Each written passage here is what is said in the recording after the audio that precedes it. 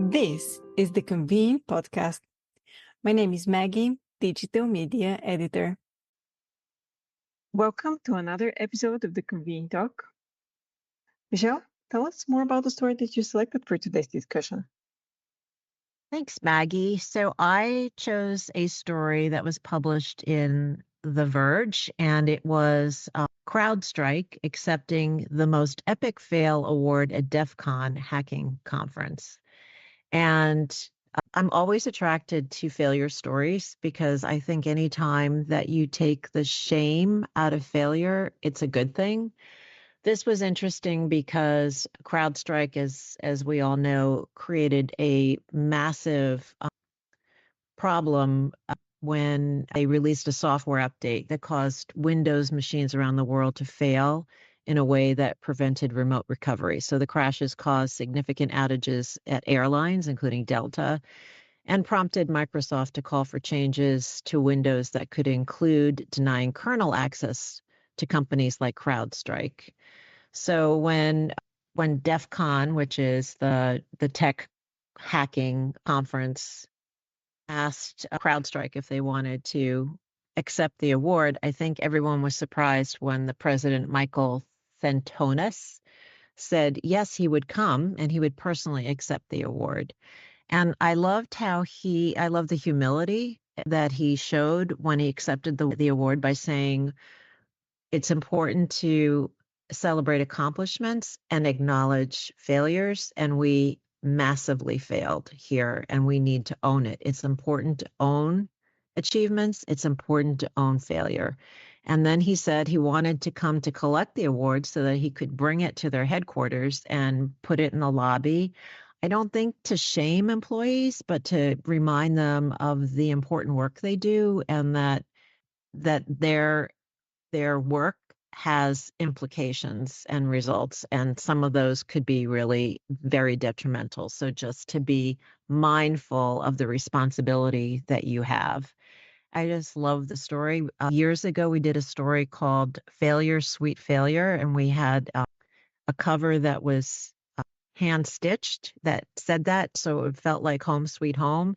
And it really tried to normalize failure at organizations. And since then, I know there's been this like fail quickly kind of, I guess, motto at startups and tech companies. And I don't think it's something that you should try for, but I think it's important to just take that stigma out of it. So we have a bunch of people who want to, I think we all can relate to failure. So I'm going to start with Barbara. You are first on the list. Barbara. Well, happy to be first in line for failure. You said you said normalize failure. And I think that is so key. When I watched that clip, I love that DEF CON has that as a regular part of their conference and also they made it so they presented it with humor. They had this ridiculously large trophy for failing.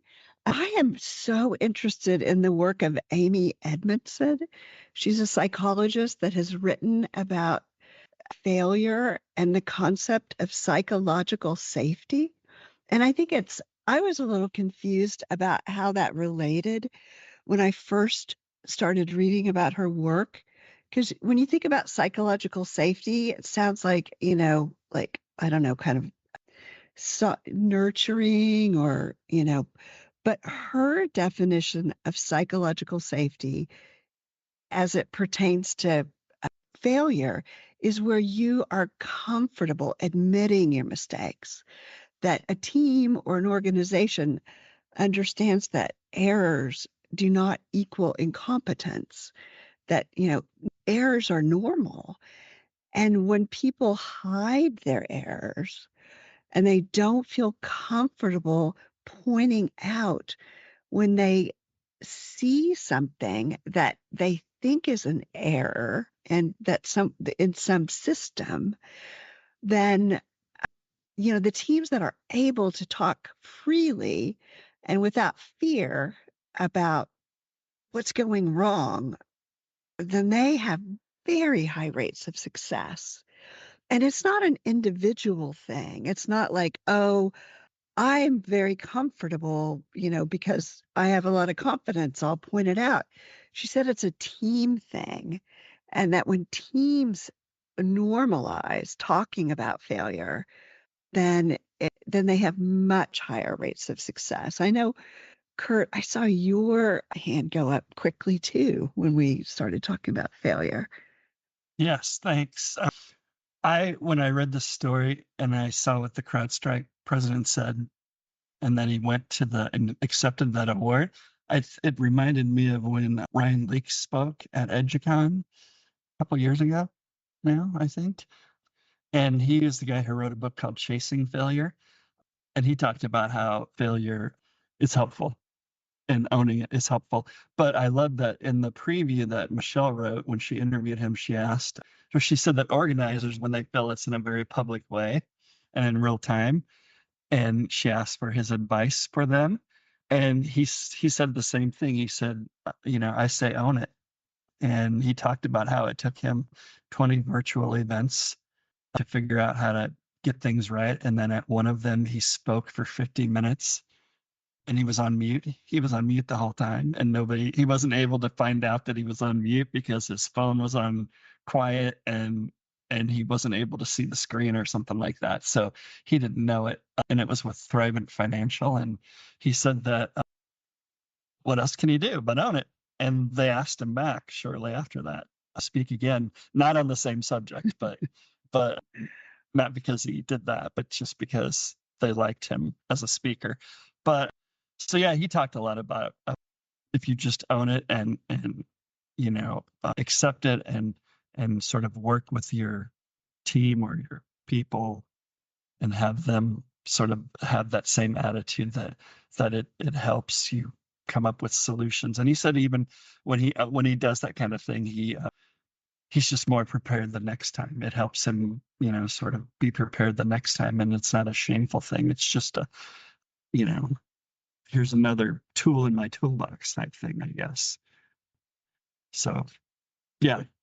Casey, you also had your hand up. Thanks, Curt. So I think I had a kind of different take on this because this story really made me think about how to accept your failure and own your failure with the appropriate gravity for the situation. I think if it's a matter of failing yourself or failing your small team or even failing your attendees in a small way, like messing up something in a virtual event, that's one thing that you can kind of learn from and not feel shame in and kind of maybe try to find the humor in it and learn from it eventually. But in the case of CrowdStrike, the humor made me uncomfortable because like entire hospital systems were shut down by this and airports were shut down. And it was a pretty scary thing in the moment. People thought it could be a terrorist attack at first. It was very alarming and very serious. And I kind of was put off by how the CEO handled it, just because of the gravity of it. This was a worldwide shutdown.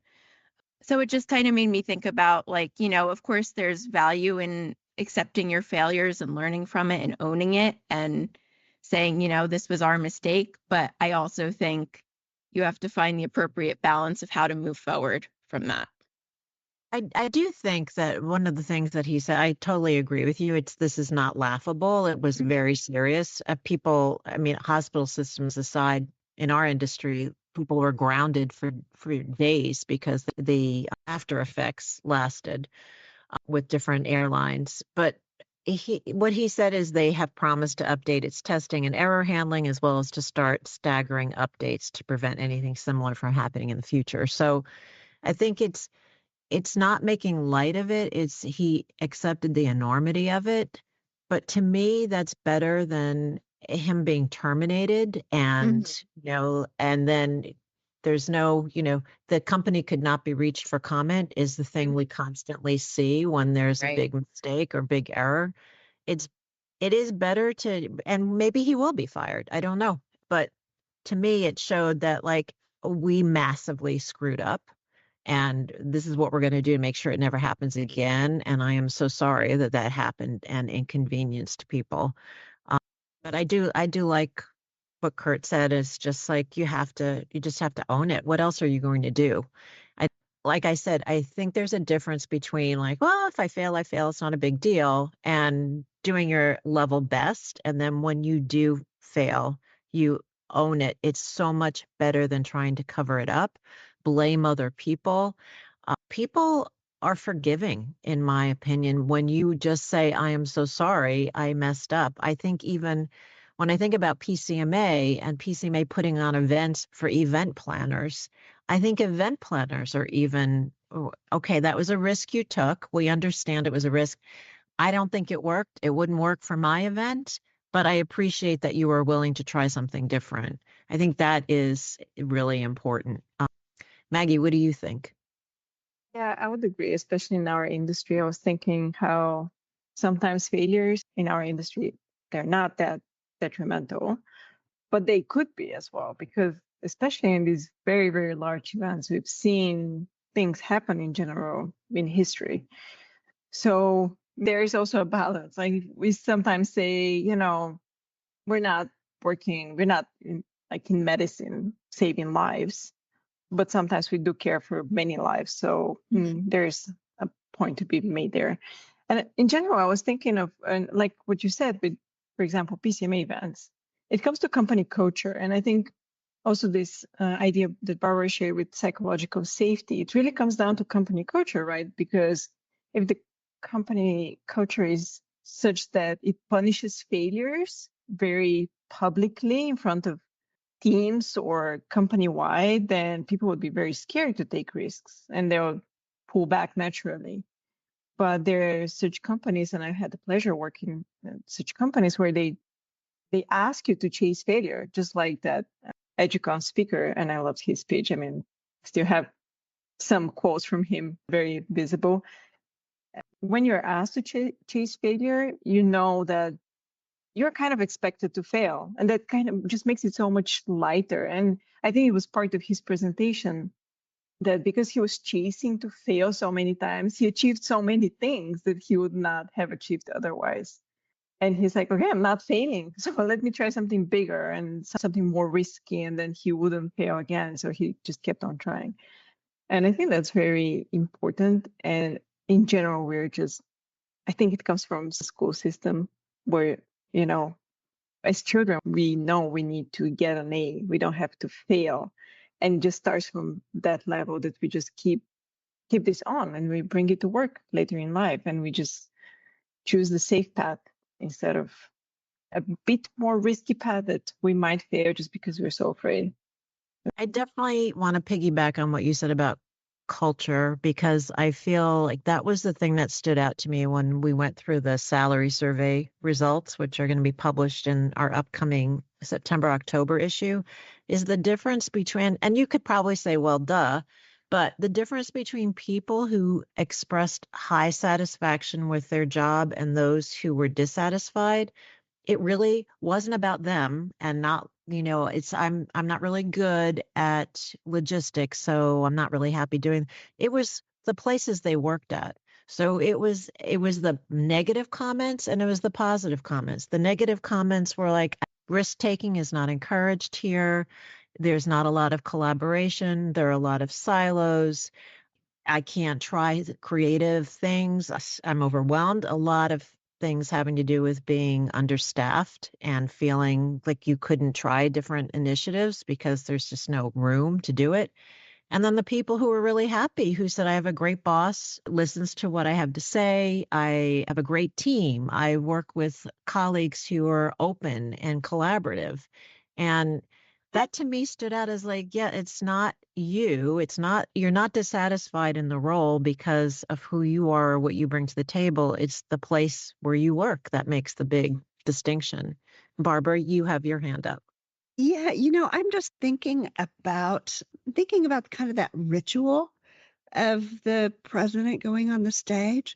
I mean, I feel like if we're going to normalize failure, I don't think that he took that lightly. But I think like a ritual that kind of says, we're not going to send you off to an island to die alone because you made a mistake. I think those are kind of like the little unspoken ways that we can like welcome somebody back in and even if he does get fired. And I don't know what's going to come out of the crowd strike failure. I know they said, like Michelle talked about what they were going to do about it, but that could be something that saves an even bigger failure down the road.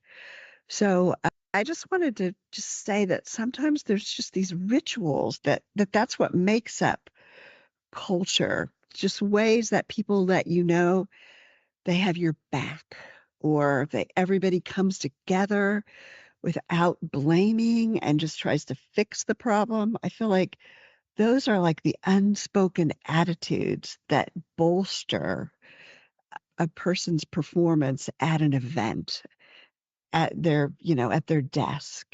If they just know that they've got like a support system in place that will, kind of like it's a team effort. Yeah, Barbara, tying into what you and Michelle were both saying, I feel like that type of culture is especially important in the meetings industry just because we have seen so many teams are short-staffed right now and have been throughout the pandemic. And they had to, in 2020, 2021, they had to really go on the fly with dealing with layoffs and skill gaps and all different things, learn on the fly how to do virtual events and all these different things that they'd never done before. And they're still doing that with being understaffed, trying to make things work and trying to get back to business face to face.